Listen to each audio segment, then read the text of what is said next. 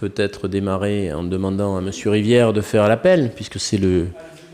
Eh oui, c'est le plus jeune. Elle arrive, à moins que... Voilà. Si tu... Ben oui, c'est... Alors, Vogel-Singer Alain, Martinez Philippe, Baudière Christine, j'ai l'impression d'intégrer la majorité quand même, là, ça me fait drôle. Hein.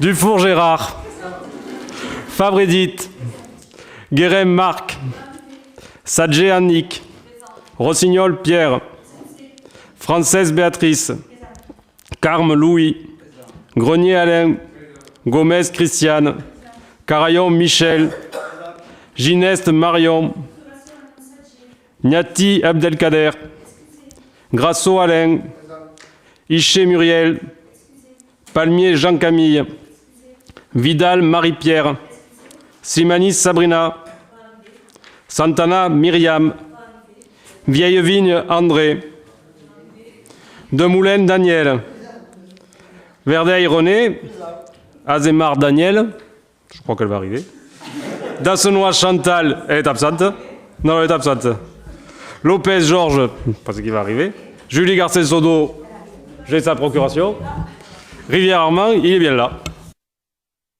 Merci. Donc, on a un conseil un peu spécial puisqu'il y avait eu une erreur matérielle des services dans le cadre de la précédente convocation, donc qui devait nous permettre de discuter du plus de la ville. Donc, on a présenté la dernière fois le plan local d'urbanisme et le projet de révision du plan local d'urbanisme. Donc, il y a aujourd'hui donc surtout à regarder qu'est-ce que vous avez comme question supplémentaire de la part de l'ensemble des élus du conseil municipal suite à la bonne réception de ces documents qui avaient été amputés la dernière fois dans le cadre de la transmission des informations relatives au conseil municipal. Donc on va donner la parole tout de suite à Monsieur Lerme qui représente le cabinet Altereo. Bonsoir, ensuite on démarrera le débat sur ce plan local d'urbanisme. Donc Monsieur Lerme, si vous voulez bien.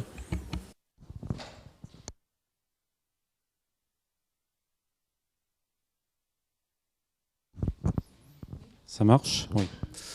Oui, bonsoir à toutes et à tous. Donc, est-ce que vous souhaitez que je refasse la présentation qui avait été réalisée la dernière fois ?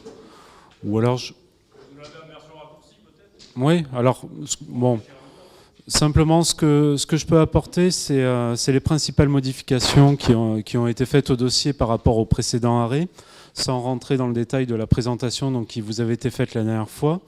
Ça porte sur, on va dire, deux grands points généraux. Les premiers sont liés en fait à la prise en compte des remarques des personnes publiques associées dans le cadre du premier arrêt du PLU, où il y avait eu des remarques qui étaient liées à la fois à la prise en compte et à la justification liée aux besoins en eau sur le territoire. Donc il y a eu tout un laïus qui a été rajouté sur la base des études qui ont été réalisées ou qui vont être en cours de réalisation sur le territoire de Pézenas. On a eu également des prises en compte, des remarques qui ont été prises en compte au regard de la réglementation dans la zone agricole et dans la zone naturelle par rapport aux possibilités d'extension des habitations et aux constructions d'annexes liées aux habitations également. Donc ce sont les principales remarques également qui ont été intégrées. On a également toute une série de pièces qui ont été rajoutées au dossier, qui ont été rajoutées dans le rapport de présentation au regard des besoins, donc comme je disais en eau, sur la question de la consommation d'espace, sur la question des besoins en logement, également sur le territoire, puisqu'il y avait eu des remarques qui avaient été formulées par les personnes publiques associées. Et ensuite, le deuxième grand type de remarques qui a été et de modifications qui ont été apportées au dossier sont liées principalement donc, à l'évolution du projet sur le quartier de Saint-Christol, puisque l'ASEM qui travaille sur le secteur a réfléchi sur un nouvel aménagement de ce quartier-là, et cette réflexion a été réintégrée dans le dossier de PLU qui vous est présenté ce soir. Si vous souhaitez, je peux aller un peu plus dans le détail, mais ça reprend les grandes modifications qui ont été abordées sur le dossier. Voilà, donc oui. Peut-être une question sur le logement vacant, qui est, si je me souviens bien, cité dans le document à 300, donc 80 mobilisables, hein, je crois que c'est ça l'expression. Il se trouve que l'INSEE avait publié une étude sur Pézenas où, de mémoire, il y avait 800 ou 834 logements vacants, et qu'on n'a pas d'études ou de comparatifs avec les documents du PLU qui expliquent comment on passe de 834 pour l'INSEE, on peut penser que l'INSEE se trompe, c'est pas forcément un souci, à 300 logements aujourd'hui. Sur quel ratio? Est-ce qu'on est sur le périmètre de la ville entière, ou est-ce qu'on est sur un périmètre plus restreint qui évacuerait les zones pavillonnaires? Enfin, comment on arrive à ce chiffre-là? Donc, simplement dire que moi aussi, on m'a remis ce chiffre encore une nouvelle fois. J'étais en commission nationale d'aménagement commercial pour le dossier Lidl il y a 10 jours. Et effectivement, on m'a remis ce chiffre de 830 logements vacants. Donc ce chiffre-là, qui est un chiffre transmis par l'INSEE, a été contesté. Et effectivement, M. Nicole peut commencer à donner des éléments sur ces vacances d'immeubles. Et puis M. Lerme, vous pourrez compléter par la suite. Mais nous avons des éléments tangibles qui font que, effectivement, nous ne sommes pas dans cette vacance qui serait inquiétante pour Pézenas, parce qu'on serait sur des taux de vacances qui nous rapprocheraient de communes comme Limoux ou comme Quillan. Je veux dire, on est quand même dans d'autres situations, Dieu merci. Et en fait, il y a eu quelques erreurs matérielles dans le cadre du travail de la collecte des informations de l'INSEE. En plus, hier, donc, nous avions déjà refait le travail avec l'observatoire de l'Agglo, puisqu'on a quand même aujourd'hui, au niveau fiscal, cet observatoire fiscal qui est mis à disposition et qui nous permet d'avoir des informations fiables. Et aujourd'hui, il y a, vous le savez, le recensement de la population qui est en cours et qui va nous permettre encore d'affiner les chiffres. Mais je cède la parole à Philippe Nicole pour qu'il donne les éléments concernant ce comptage. Et M. Lebel pourra nous dire peut-être en parallèle où nous en sommes du recensement. Bonsoir. Donc sur les logements vacants, il y a plusieurs définitions de la vacance. Il y a la définition, comme Monsieur le maire vient de le rappeler, la définition fiscale. Donc c'est des logements qui apparaissent comme n'étant pas habités, mais qui sont déclarés vacants par les habitants ou les propriétaires.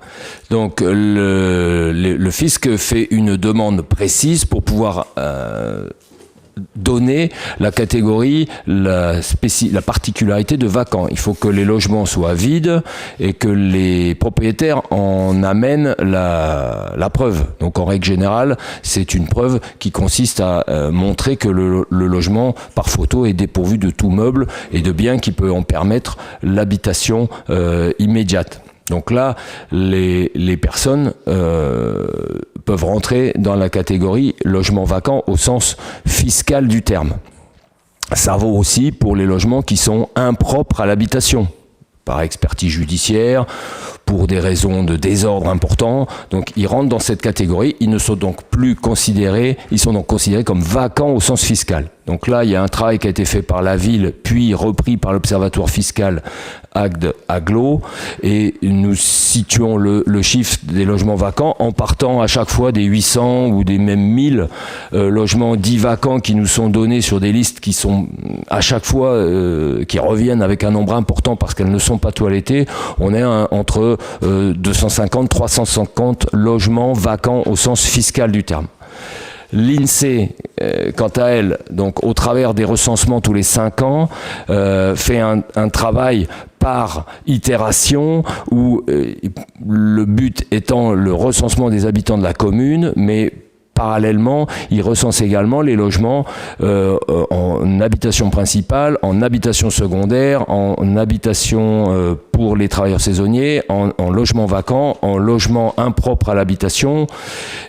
Et dans le cadre de ce recensement qui ne dure qu'un mois, les renseignements sont parfois un peu compliqués à obtenir de la part des enquêteurs. Monsieur Lebel va revenir avec des exemples particuliers sur ces difficultés. Et si on n'y prête pas attention, les enquêteurs peuvent prendre l'habitude, quand il n'y a personne, de mettre logement vacant. Et donc, il va apparaître un nombre de logements vacants beaucoup supérieur à ce qu'il est réellement, parce que l'enquêteur ne trouve personne, il ne se pose pas la question si c'est une résidence secondaire, un logement à destination des travailleurs saisonniers, un logement impropre à l'habitation, il met en logement vacant. Alors, il n'a parfois pas les moyens de savoir, puisque l'enquêteur ne dispose d'aucun pouvoir de quelque sorte, si ce n'est celui de sonner à la porte et de poser une question. Mais sinon, si la personne ne veut pas répondre, elle peut ne pas répondre, et ni de manière orale, ni de manière écrite. Donc, c'est un travail de collecte des données qui est assez difficile. Donc, ça explique pourquoi on a sur la ville de Pézenas ces chiffres qui sont largement supérieurs à ce que est la réalité des logements purement vacants. Alors, aujourd'hui, on prend cette difficulté, ce problème à bras-le-corps dans le cadre du recensement, mais comme le recensement est compliqué à faire, et M. Lebel va vous donner quelques indications, on va faire au mieux. Il y aura sûrement encore un décalage entre ce qu'on trouve au niveau fiscal et ce qu'on trouve au niveau INSEE. Avant que Jérôme Lebel ne prenne la parole, signaler que ces problèmes de recensement ne sont pas constatés qu'à Pézenas. On a réellement aujourd'hui un déni de citoyenneté de la part de certaines personnes. Le recensement fait partie de cette logique, enfin, de cette implication citoyenne. Et aujourd'hui, il y a des gens qui se moquent complètement d'être dans cette logique-là. Donc c'est assez inquiétant, mais c'est un rejet, je dirais, du recensement par une partie de la population qui existe de manière générale et au plan national, sur le plan national. Monsieur Lebel ? Donc sans revenir de manière trop approfondie sur effectivement les difficultés qu'ont les agents recenseurs à avoir et des réponses correctes de la part de la population qui est parfois pour des raisons diverses et variées assez excédée de devoir encore répondre à un questionnaire quel qu'il soit. Sur un plan purement factuel, vous avez à peu près donc 8200 habitants, grosso modo, sur Pézenas, pour à peu près 5000 logements, 5200 logements. Donc vous voyez un ratio de nombre d'habitants par logement relativement faible, ce qui fait que notamment en centre-ville, où vous avez ou des jeunes couples ou souvent des personnes seules, si dans un immeuble, aux heures de passage, qui sont quand même variées, les agents recenseurs commencent à 7h le matin, passent jusqu'à 19h, si personne leur ouvre, il y a des difficultés pour avoir effectivement les informations. Pour l'INSEE, un logement vacant est un logement vide. Donc c'est purement factuel, c'est-à-dire qu'il n'y a personne qui y habite de manière permanente au moment du recensement, puisque même si le recensement a lieu sur quasi un mois, le message de l'INSEE, enfin les règles de l'INSEE font qu'on fait une photographie au 16 janvier, 0h. Voilà. C'est-à-dire que donc un logement vide, ça peut être un logement à louer, un logement à vendre, qui ne sera bien entendu pas considéré comme un logement vacant au sens à la fois fiscal, mais au sens également de mobilisation de la politique publique de lutte contre le logement vacant, puisque c'est un logement qui a vocation à être habité au sens de la commune, mais qui pour l'INSEE est un logement vacant. Donc vous avez, notamment au début d'année, où vous avez souvent des déménagements, des logements qui sont comptabilisés vacants. Vous avez des habitations ou des logements qui sont en fait inhabitables parce qu'ils sont inhabités depuis 25-30 ans et qui vont être considérés comme sinon insalubres ou du moins impropres à avoir un logement décent, mais qui, pour l'agent recenseur qui ne peut pas y pénétrer lorsqu'on parle notamment de la première enceinte, avec une façade et un toit en bon état, va pouvoir être considéré comme un logement sans que lui qui rend compte à l'INSEE ait toutes les informations sur l'état du logement pour lesquels par ailleurs la famille ou le propriétaire continue à payer les différentes taxes afférentes au bâti. Monsieur Lerme, on vous rend la main, merci. Simplement pour donner un autre exemple, sur une commune un petit peu comme Pézenas, à Figeac, on a la même problématique de vacances qui est affichée dans les chiffres de l'INSEE. On est sur une population à peu près de 9000 habitants, donc quasiment comme Pézenas, et vous avez à peu près 900 logements vacants qui étaient identifiés par l'INSEE. En fait, il s'avère que nous, on a fait tout un travail sur cette commune-là, alors travail qui a été fait également sur Pézenas, d'analyse sur la base des GFIP, donc de déclaration. En fait, le problème, c'est que c'est du déclaratif de ces logements-là, et on s'est rendu compte que sur les 900 logements, il n'y en avait que 300 en réalité qui étaient vraiment vacants.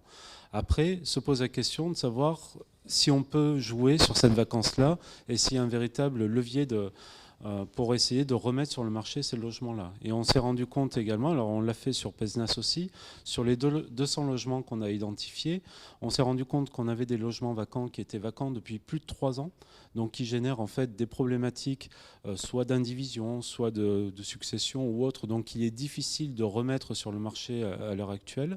Et on a estimé que sur ces 200 logements, on avait à peu près 80 logements qui pourraient être réinvestis dans les 10 ans à venir. Alors ça peut paraître relativement faible, mais je pense que c'est aussi objectif et c'est en lien aussi avec les opérations programmées d'amélioration de l'habitat qu'on a eues sur le territoire de Pézenas, qui ont montré cette dynamique passée qu'on a et qu'on souhaite poursuivre dans le cadre du PLU pour les années à venir. Oui, merci. On avait échangé avec les élus de Figeac et sur cette problématique. C'est exactement le même cas de figure. Ok. Mais écoutez, est-ce qu'il y a des compléments ? Au niveau des emplacements réservés, par rapport à l'ancienne version, je pense qu'il y a la zone de l'ancienne Lidl, si je me souviens de la présentation qui a été faite la dernière fois. Est-ce qu'on en a positionné de nouveau ? Et si oui, pour quelles raisons ?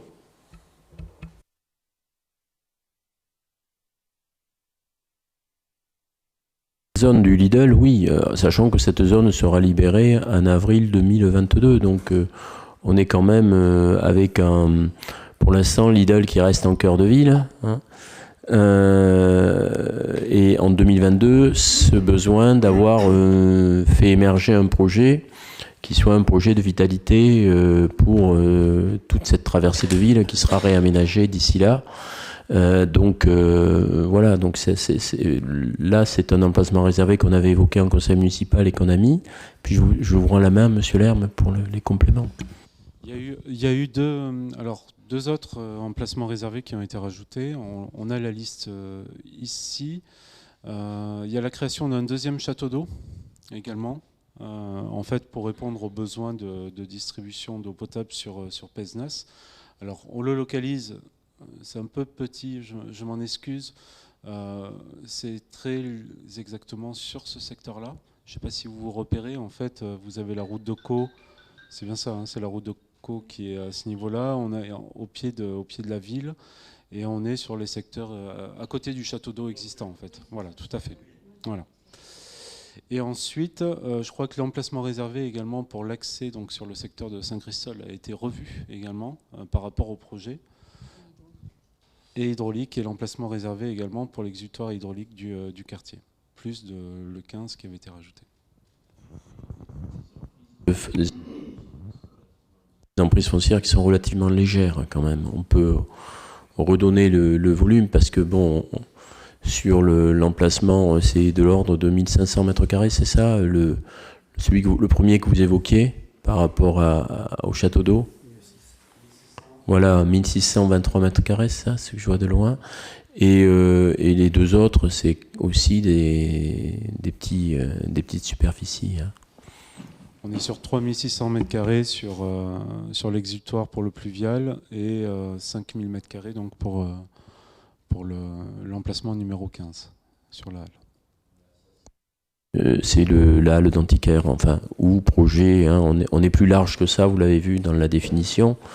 On a fléché halle d'antiquaire, mais c'est également un équipement culturel, c'est un lieu de vie, et de vitalité et de dynamisme. Mais voilà, sachant qu'après, c'est des emplacements réservés qui sont portés là, et que les projets évoluant, il peut y avoir des modifications au choix, au gré du conseil municipal. Voilà, et puis que aussi, si on est obligé simplement de lever de se positionner s'il y a une session qui est programmée dans le cadre de ces emplacements réservés. C'est-à-dire, s'il y a une session, on a le choix entre valider la cession ou alors ne pas la valider, bien évidemment. Si on ne la valide pas, on est obligé de racheter. Et sinon, l'emplacement réservé saute. C'est ce qu'on avait eu au chemin de Castres à l'époque, où il y avait un élargissement qui était prévu par le département, ou au chemin de l'Amandier. Et puis les emplacements réservés d'élargissement ont disparu, parce qu'il y avait à un moment donné des propositions de cession, et le département n'a pas donné suite au rachat. Le sens de ma question, il était justement, est-ce il n'était pas judicieux d'en mettre davantage quand on se projette sur la carte de la commune, éventuellement pour des équipements publics futurs dont on aurait besoin.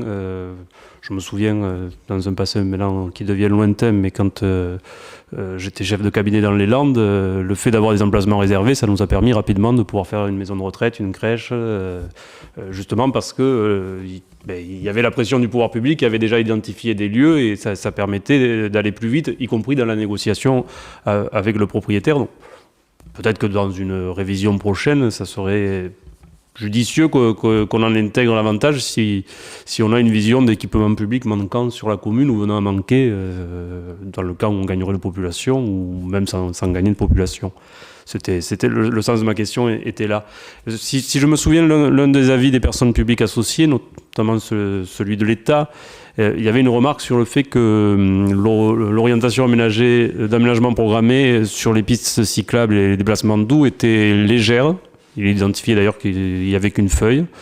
Elle n'a pas évolué, elle est toujours aussi légère, si je peux le dire ainsi. Hein. C'est pas forcément une critique, mais est-ce qu'on ne craint pas, puisque c'était, je crois, dans les mesures identifiées comme rédhibitoires de l'État, hein, si je me souviens bien, hein, c'était dans ce paragraphe-là. Est-ce qu'on ne craint pas, voilà, qu'on ait à nouveau un avis qui dise qu'on n'est pas allé assez loin dans la réflexion?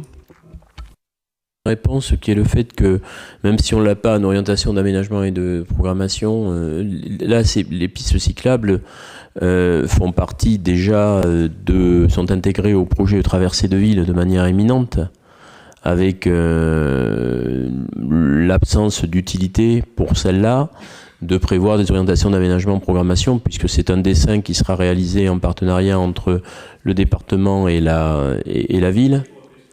Pardon ?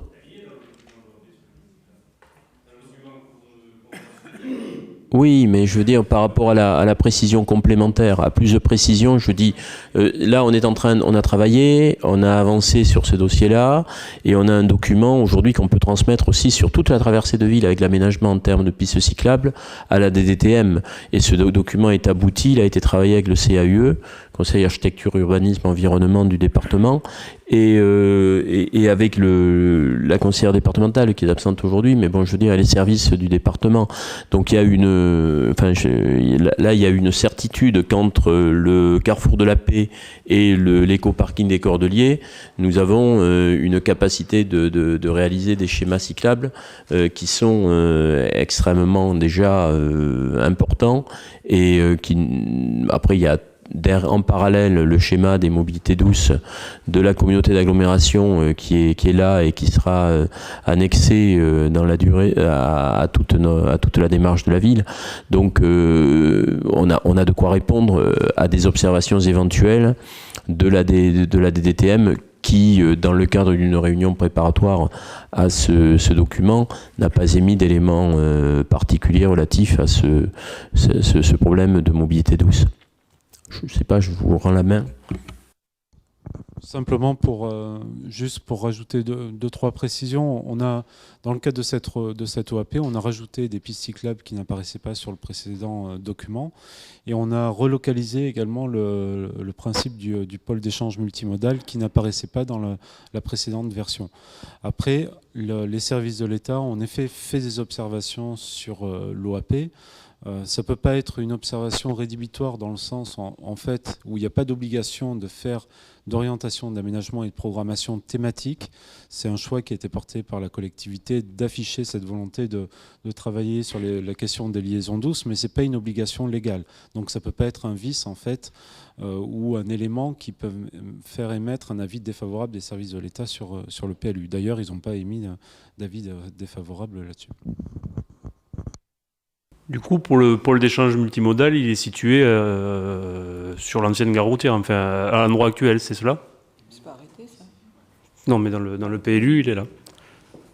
Et ce qui me fait poser une question sur le Pré-Saint-Jean. On entend souvent parler de classement du Pré-Saint-Jean. Est-ce qu'on est sur, je pense, sur un espace boisé classé ou sur un classement au titre des monuments historiques? On est sur un site classé. On est sur un site classé, donc on est dans le cadre d'un site classé.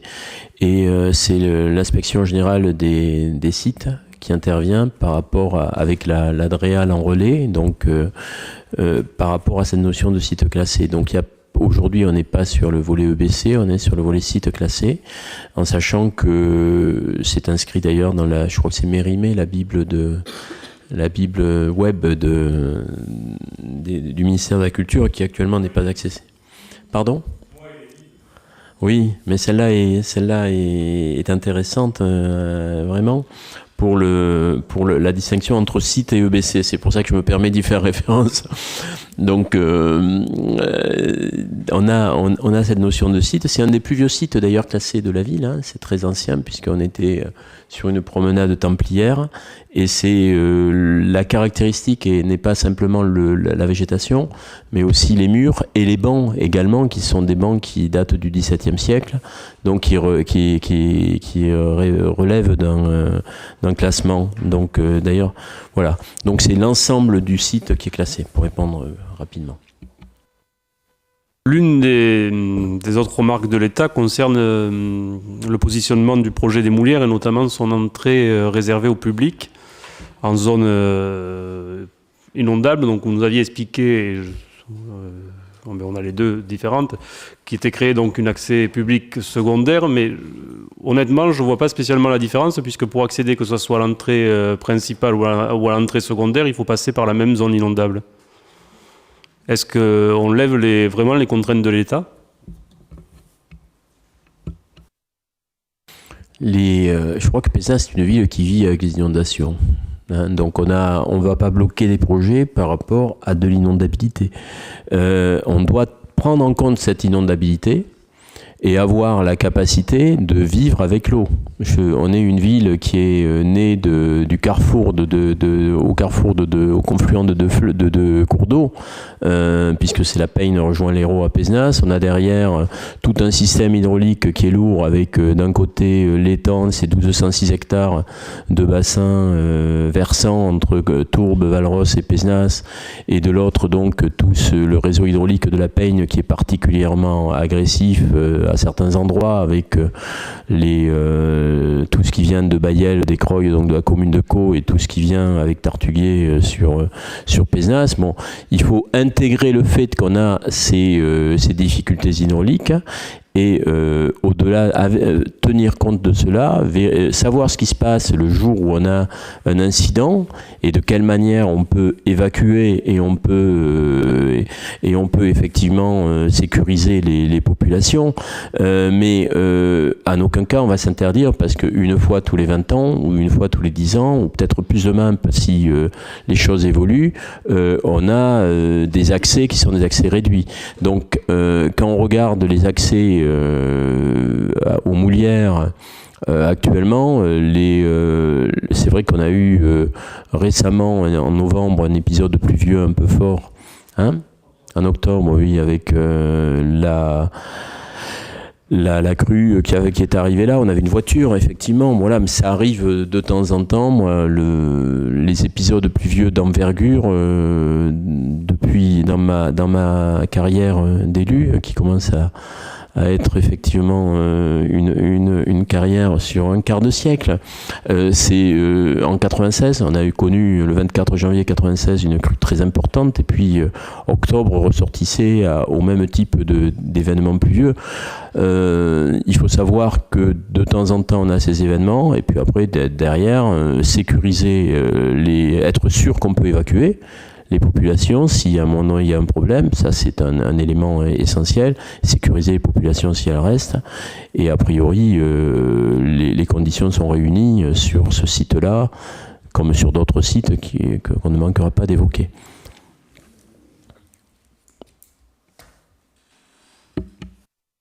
Une question sur ce qui ne figure plus en OAP, mais qui, je pense, ne figurait pas déjà à la révision générale rendu caduque, ou en tout cas retouché par cet arrêt du projet aujourd'hui. Que se passe-t-il sur la zone de Saint-Martin?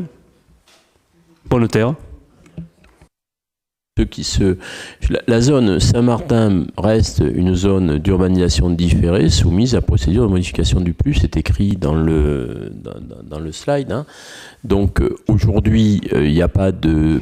Comme disait M. Lerme, on est dans un schéma où les choses restent les mêmes par rapport à ce que nous avions présenté dernièrement, donc il n'y a pas d'événements nouveaux, d'occurrences nouvelles sur ce site Saint-Martin.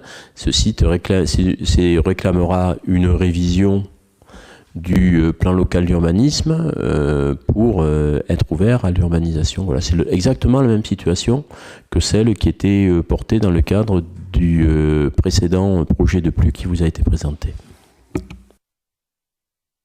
De mémoire, quand vous aviez présenté un slide d'ailleurs sur le projet Saint-Christol, il y avait les différentes étapes ou les différentes emprises que ce projet a pu avoir dans le temps.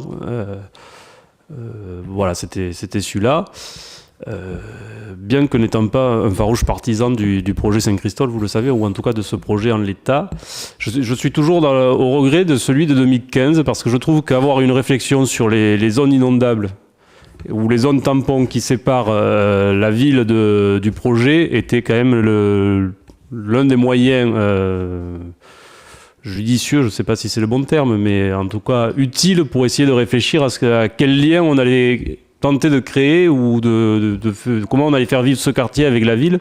Et je trouve qu'en se contentant, sans réduire le projet, parce que finalement il ne se réduit pas sur la partie urbanisable, on s'enlève des moyens d'action ou des moyens de réflexion sur le lien entre le quartier futur et la ville, et on prend le risque d'en faire un quartier qui soit plus dortoir, dont on se contentera d'y accéder par l'autoroute et d'en repartir par l'autoroute sans lien avec la ville. Plus c'est un élément qui est arrêté à une date donnée. Hein. On parlait tout à l'heure de l'INSEE et du 16 janvier. Mais ce PLU, il est arrêté aujourd'hui, mais il est certain qu'on a la même analyse sur la nécessité d'affiner la couture entre le quartier Saint-Christol et la ville dans la durée. Ça se fera après, je pense qu'à un moment, c'est pas dans la réflexion ou dans je dirais l'organisation de secteurs aujourd'hui complémentaires qu'on va le faire, c'est plutôt en avançant. Et je suis sûr que la ville demain aura à se pencher sur le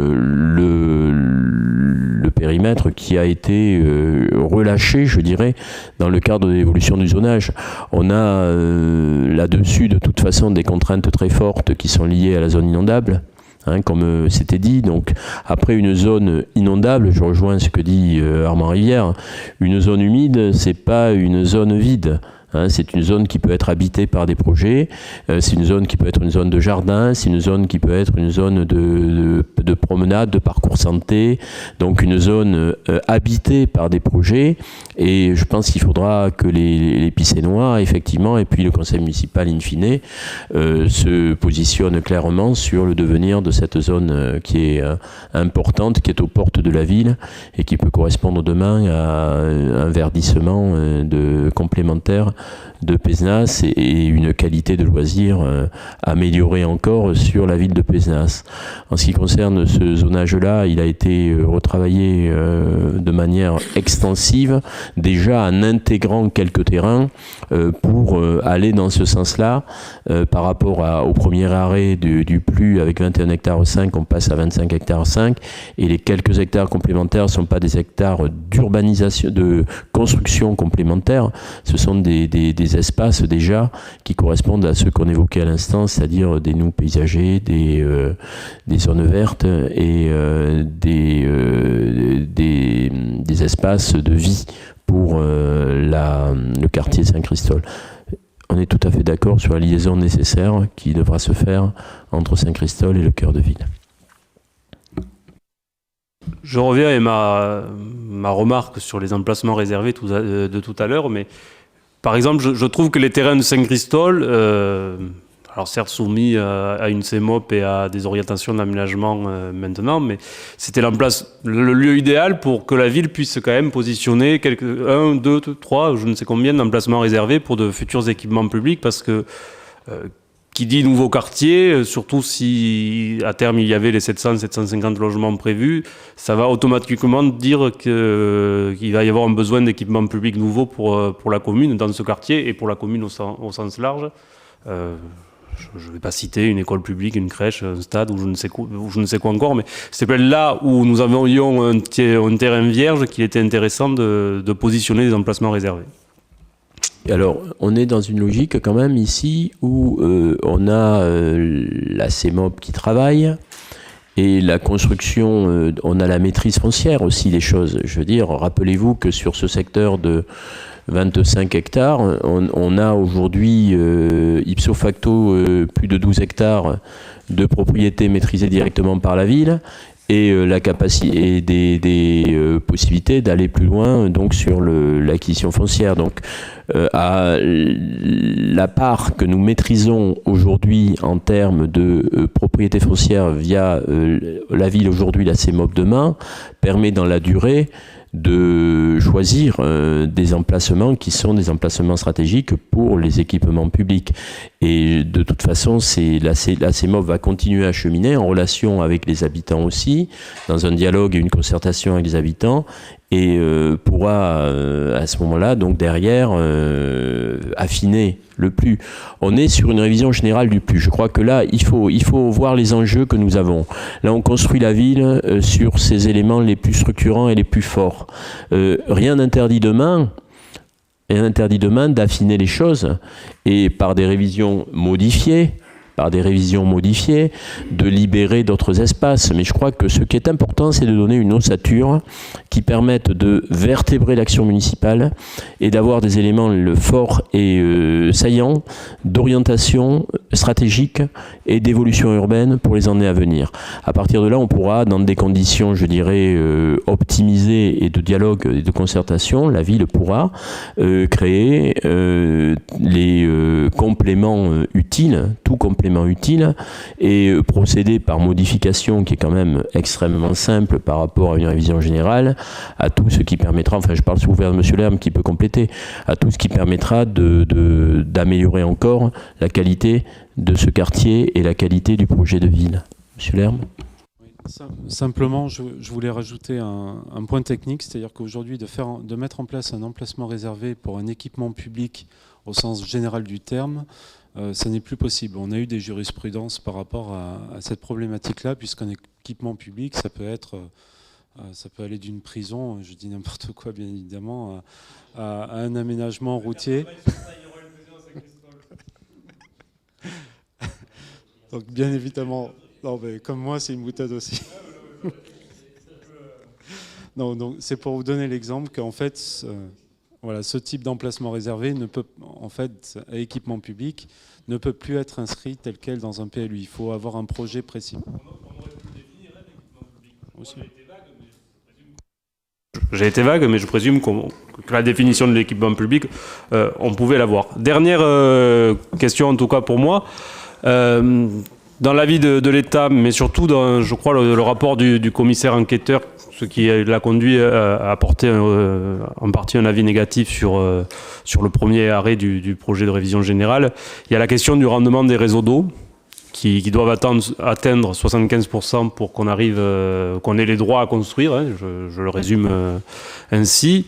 Si je me souviens bien de la position de l'agglo ou la prospective de l'agglo, de la communauté d'agglomération sur le réseau d'eau de Pézenas, c'est que ces 75% seront atteints à l'horizon 2025.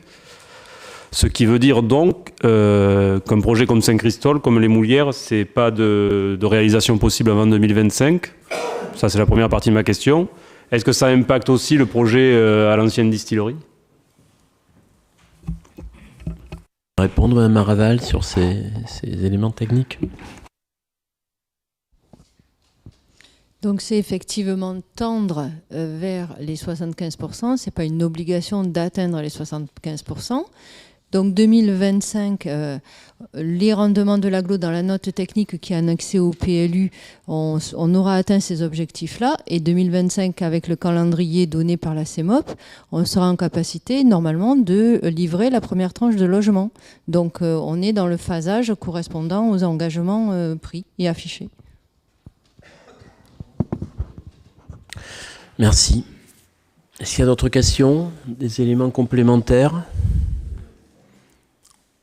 Non, mais c'est valable que pour Saint-Christol ou Bonneterre, excusez-moi, ou les Moulières, l'horizon 2025 ou le rendement, ou c'est valable aussi pour un projet comme à l'ancienne Pour la distillerie? distillerie, non, la distillerie c'est calé. La distillerie, c'est 200 logements. Donc aujourd'hui, par rapport aux capacités de pompage et aux besoins de la population, dans l'arrêté général, nous avons un delta qui est très large. Donc on peut largement absorber l'arrivée des 200 premiers logements à la distillerie. Merci. Est-ce qu'il y a d'autres questions particulières? Pas de questions, donc je propose de passer au vote. Comme ça, on pourra libérer les élus. Donc sur cette proposition de révision du PLUC, oui, je t'en prie. Juste une explication de vote quand même. À partir du moment où, par rapport à l'arrêt du projet de révision générale que nous avions déjà voté, il n'y a pas de changement majeur, en tout cas vis-à-vis des positions que nous avons toujours défendues ou avancées, vous comprendrez que notre vote est identique. Hein. C'est juste pour préciser le sens du vote. Merci. Donc sur cette proposition, qui est contre? Qui s'abstient? Je vous remercie et je vous souhaite une très belle soirée.